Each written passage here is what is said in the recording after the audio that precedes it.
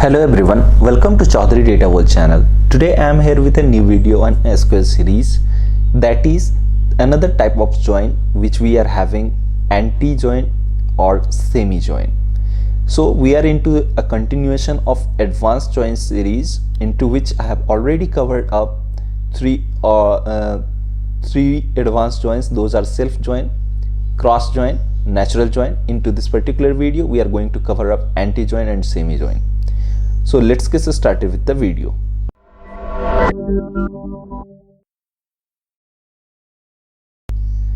So before moving ahead with the anti-join, I have already mentioned that I have already covered up these three joins. So fourth one is the anti-join. Along with anti-join, there is a subtype, you may say another type of anti-join, that is semi-join, which is also called as anti-semi-join. So basically these are two similar type of join into which nothing different goes on. The difference is between their you may say selection of rows. That means if suppose this particular anti-join is containing set A type of rows into the result, then semi-join will contain none set A of the data, whatever it will be, the directly opposite of it. So this is how it is getting done, and this you can also see from the Venn diagram. So you can here see that into semi-join, there we are containing the middle one of the Venn diagram, which is as similar to the inner join, but it is not exactly same to this inner join. I will come on that later. And this anti-join, you can see that only left part of the things. That means whatever it was into the left join minus the semi-join, it is the anti-join over here, right?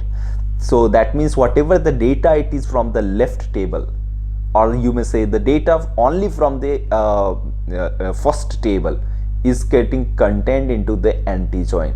But in semi-join, the data whatever it is there into the table 1 and table 2 both, that only will be contained into the semi-join. Now what's the difference between inner and semi-join? So semi-join will not contain each and every row, it might not contain. Let me first clear you one thing, that these semi-join and anti-join, it's not a straightforward join which is there available into the SQL, as it was left join or right join or full join or inner join. All these things were directly having direct keyword into this SQL, with which we were going ahead, which was leading to the left join, right join or full join. Because we were using left join like this, then we were providing all the conditions and all. But into this semi-join, it's not straightforward. That means it doesn't having a straightforward keyword. That means we don't having any semi-join like thing, anti-join like thing. It's just a theoretical concept with which we are getting aware. So inner join is something in which we are in real taking up the common data between both of the tables, and whatever a common rows from both of the tables it is over there, we are pulling it out and keeping it into the output table. But into this semi-join, it will just check for the existence. It will just check for the existence, that if some group of data or some data it is available into the you may say both of the table or not.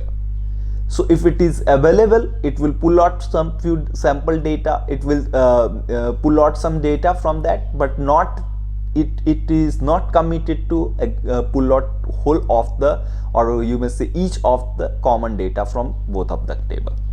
It is just a check. You can use it as a check. It's a theoretical term, so it's not like you can apply in a way in which the check will only happen that this particular data is available into that both table or not. That check will happen. In anti-join, it's also a theoretical concept in which we are just taking up the data. In this is not something which is check. This is something in which we are taking up the real data, which will be the data which only be present into the one of the table. That means if we are using left anti-join, because the semi-join is also left semi-join, anti-join is also having left and anti-join. So you can have right anti-join as well, into which in left anti-join right now what we can see that the data whatever it will be only present into the left table will be taken care of, will be taken into the output table. That means left join minus semi join, it is giving you the anti-join, right? So let's go forward and see what the definition says. It is telling you in anti-join, row in the first table for which no match is found. Row in the first table for which no match is found. There is no match, that means we are discarding this middle thing, right?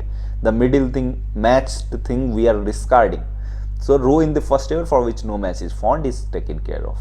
Now for the semi join, row in the first table for which at least one match is found. That means it is just a check into which we are checking that if at least one match is found for that particular row or not.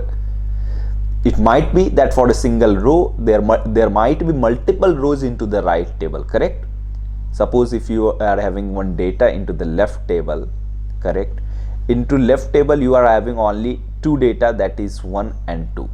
Now against that 1 and 2, that means ID 1 and 2, against that ID 1 and 2 there might be multiple rows into the right table, but it will create a check into which it will check that if this ID 1 and 2 is there into the right table or not.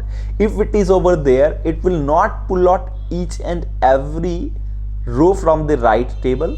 It will just give you that 1 and 2 which is available into the left table, correct?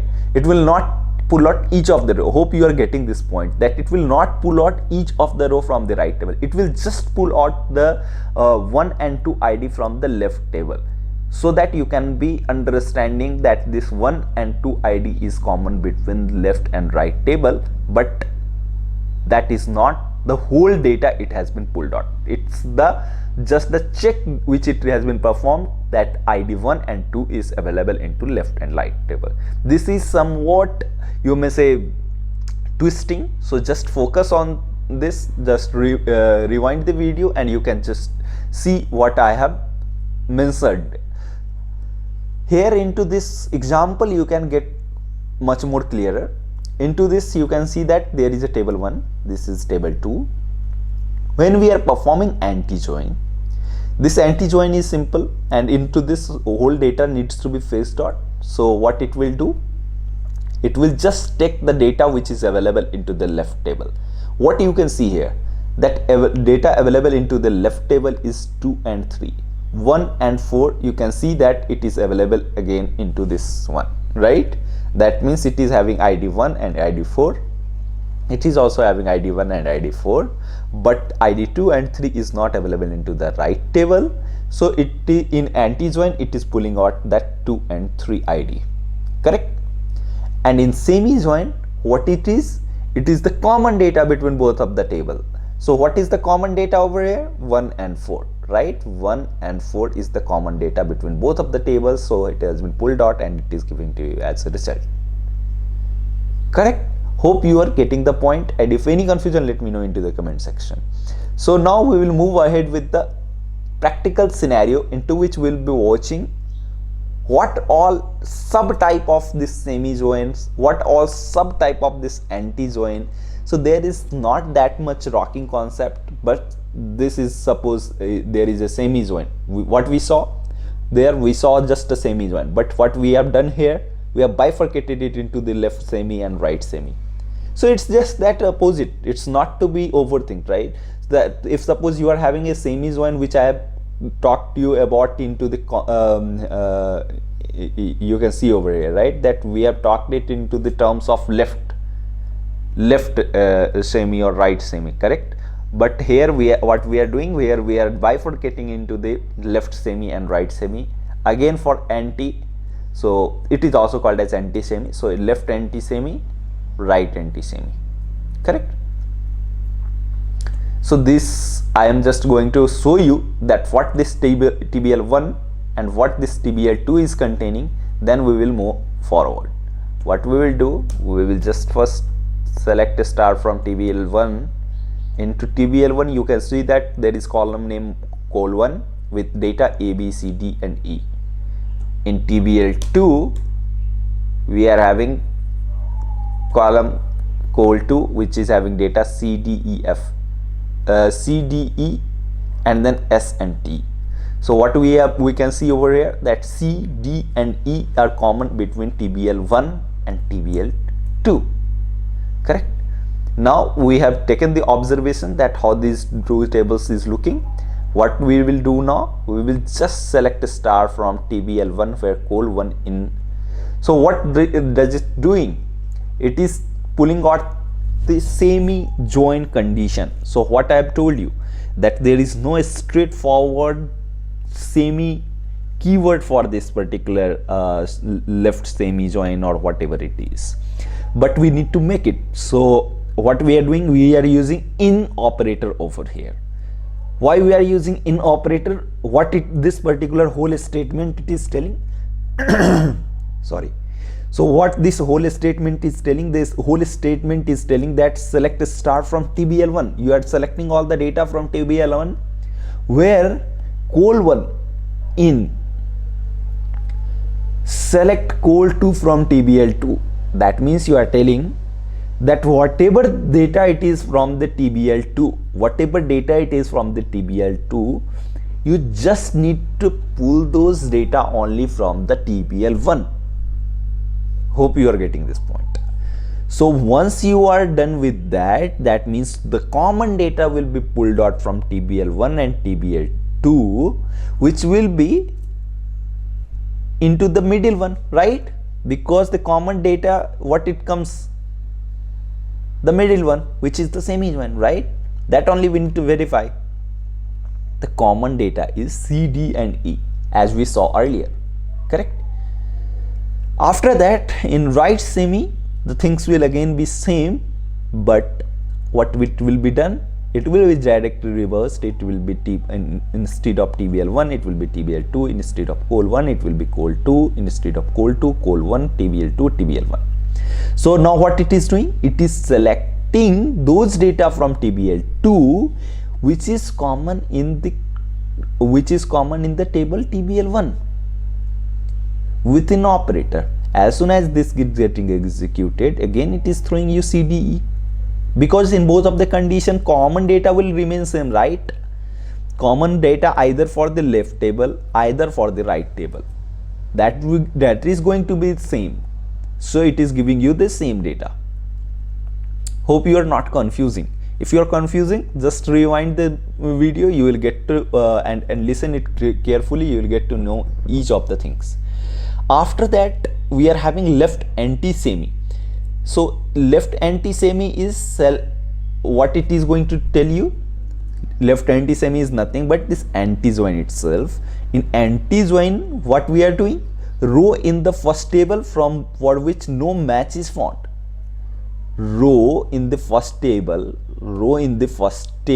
correct, for which no match is found, no match is found, that means col1 is in table 1. So what we are doing, for which no match is found, not in, select col2 from TBL2. So whatever the data from TBL2, not in the data from table 1, correct? So what it will result? It will result you the row from the first table for which at least the row in the first table for which no match is found. So as soon as you execute it, it will result you A and B. Why A and B? Because this is the row which is let me show you TBL1 and TBL2 at it also.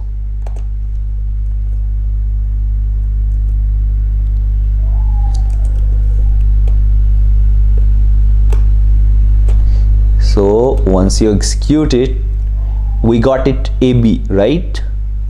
So what you can see over here, that in the left table, correct, into the left table, we should be having that data which is not available into the right table. So what all data it is not available into the right table? So those are, of course, you can see that C, D and E.